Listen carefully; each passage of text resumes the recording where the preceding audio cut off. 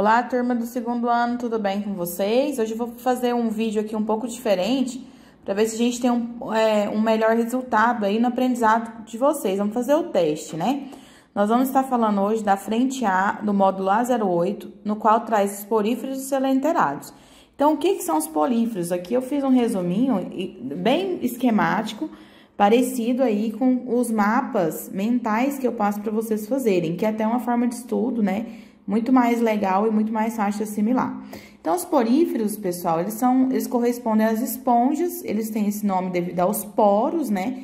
Esses animais são bem parecidos com essas esponjas que a gente tem em casa mesmo, que a gente utiliza aí para lavar as vasilhas, as louças. E essas esponjas, elas não possuem tecidos considerados tecidos verdadeiros, né? Somente células especializadas. Então, a gente tem aqui algumas células que são importantes para a sobrevivência desse animal. Então, a gente tem a célula chamada pinócito, que é as células de revestimento desse animal, como se fosse uma epiderme. A gente tem os porócitos, que formam justamente os poros, onde entra a passagem de água. E os amebócitos, que dão origem a outras células. Elas são chamadas de células totipotentes devido a essa característica, né? De transformar em outras células, tá? Então, o nosso animal é esse aqui, pessoal, ó. A gente tem aqui a esponja, né?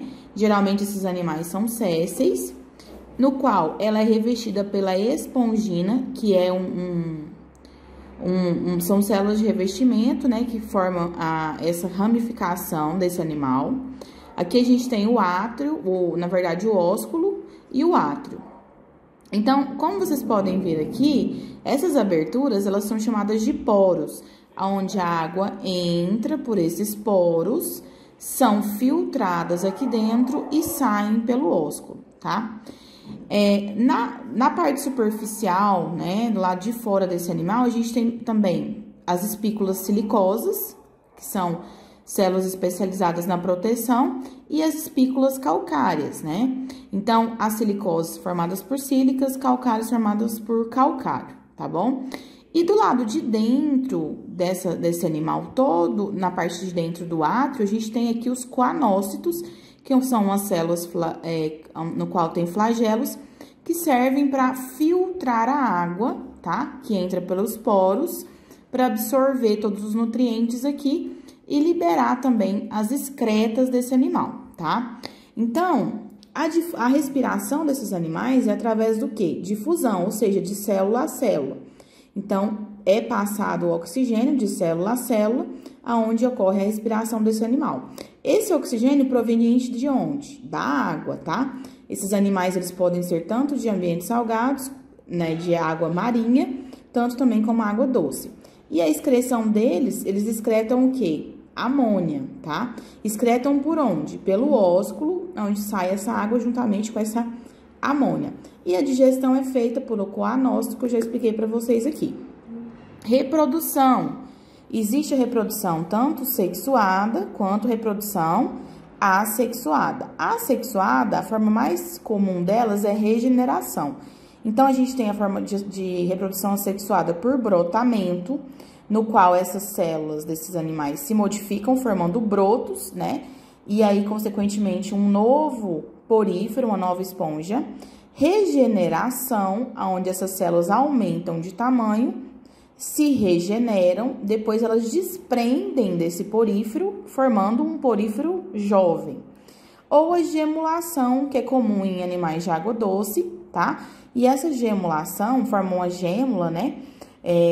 Que é novamente uma forma de divisão celular, no qual, quando acontece principalmente essa situação, é quando ele está passando por um estresse, ou seja, uma acidez na água, uma temperatura elevada, alguma coisa nesse sentido, que faz com que esse animal se reproduza.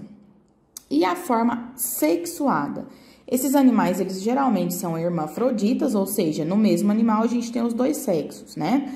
Ou também eles podem ser dioicos, mas é raridade. Então, esses hermafroditas, que são os mais comuns, os gametas, eles vão se formar a partir dos coanócitos ou dos amebócitos, principalmente dos amebócitos. Lembra que os amebócitos são as células totipotentes que originam outras células? Então, esses amebócitos, né, eles vão se diferenciar em óvulo e espermatozoide, vão se fecundar, formar a blástula, tá? Dentro do átrio ali, na região do átrio, e aí eles vão ser liberados. Sendo liberados a blástula, que já é no caso o zigoto, vai originar outro animal, tá? E a gente tem aqui também algumas classificações por formato, né, desses poros, na verdade, lembrando que eles são poríferos, né? Então, a gente tem a forma das esponjas asconoides, que são essas esponjas aqui mais fininhas, que tem somente a entrada dos poros aqui na parede, uma parede mais fina também. A gente tem a forma das esponjas ciconoides, que a gente tem o ósculo, né, normal, igual os outros demais formas, porém, a gente tem aqui os poros mais alongados internamente. E a gente tem os leuconoides, onde eles formam como se fossem câmeras, né?